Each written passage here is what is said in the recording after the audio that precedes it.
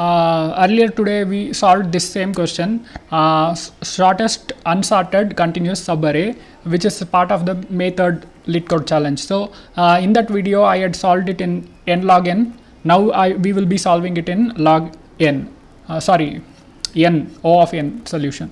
So to solve this, there might be better ways to solve without using extra space, but I will be using extra space so that our solution will be simple. So the question is, we have to find out what is the minimum subarray length which is not sorted. In other words, if we sort this minimum subarray, then eventually the entire array will be sorted. So that's what we have to find out. To find that, I'll explain the solution with one example. Let me take this as an example. So we have to prepare two additional arrays. One will be our right minimum and one more will be our left maximum. So let me first find out the left maximum. Okay, so to find out, let us take our variable left maximum and we will initialize it with the empty array. Okay, now what we will do, we will try, since we need left maximum, right, left maximum means whatever element we take, what is the maximum element which is found in the left. In this case I will be including this element as well. We'll be checking what is the maximum element that is present in this side of the array. Okay, now for doing that we will travel from left to right, then we will be able to achieve this thing in n, O of n. So let's start with left to right. So the algorithm goes this way. Once we start with the left, we will check whether the list is empty. If the list is empty, we will directly populate that element in the list. Okay, now our for loop will move. Now the list is not empty. Since we are checking for the left maximum, we will be comparing it against with the top of the array. So the top of the array is 1 and the current element in the input array is 3, which is the maximum amongst these two. We will be filling it up. So the maximum was 3, so we filled it up. So now let us go to the next element. Now we will be checking against which is the maximum amongst the current element on the top of the array. Okay, now the maximum element was 3, so we will be populating 3 here and we will be moving to the next element. Now we will check same way, we will check which is the maximum, whether the top or the current element. Now the top is only the max, so we will fill it. We'll move to the next element. Again we will check which is the maximum, this one or this is only maximum, so we will fill it. So this way we got our left max. Now it's time to solve the right min. To find the right minimum, what we will do, we will go from right to left. Okay, then only we can solve it in O of n. So same way, whether if the array output array is empty, then we will populate the current element. So 2 is our current element we populated. If the output element is not empty, we will check against the max of the top of the array and we will populate which is minimum, since we are calculating minimum. So now the for loop moves here. We will check whether 2 is minimum or this 2 is minimum. Both are same, so we will populate any one of them, like which is minimum. Now our for loop moves this way and our top is this, and we will check which is the minimum. Again 2 is the minimum.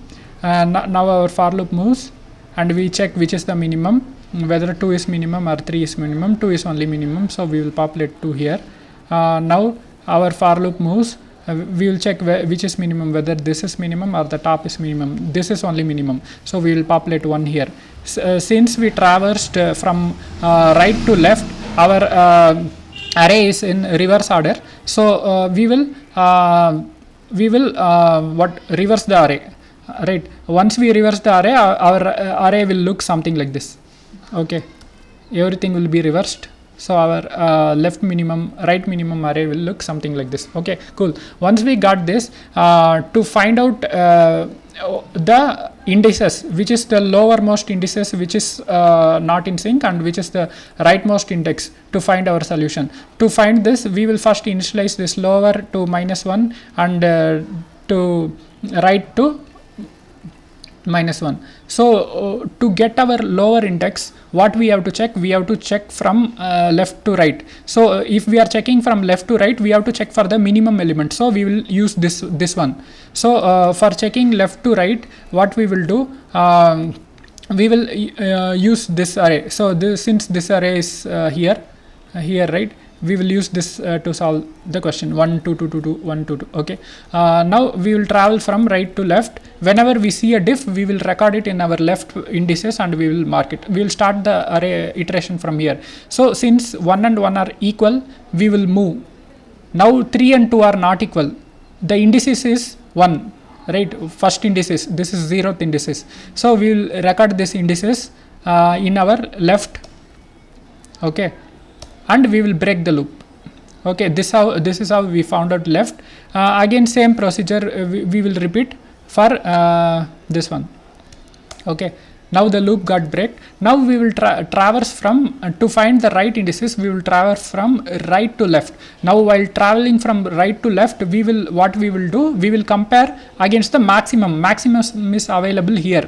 So we will check this against this one. Okay.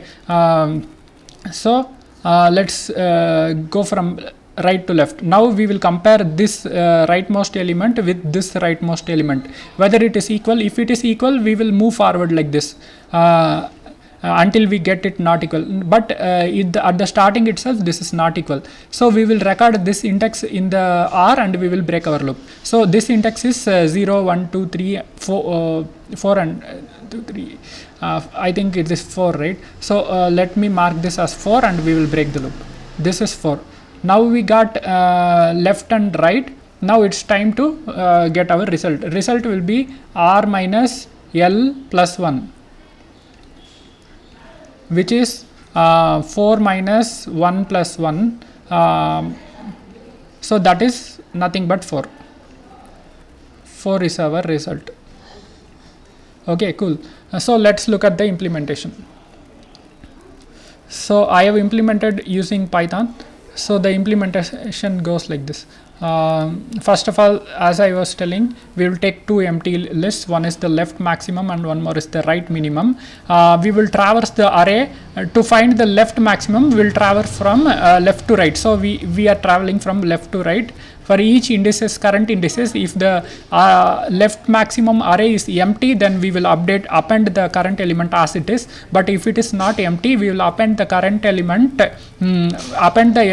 we will append the max element of the top of the left max array and the current element. This is how we get our left maximum. Now for computing right minimum array, we will traverse the array from left to right. When we are traveling from left to right, again same thing, when the right minimum array is empty, then we will append our current element as it is.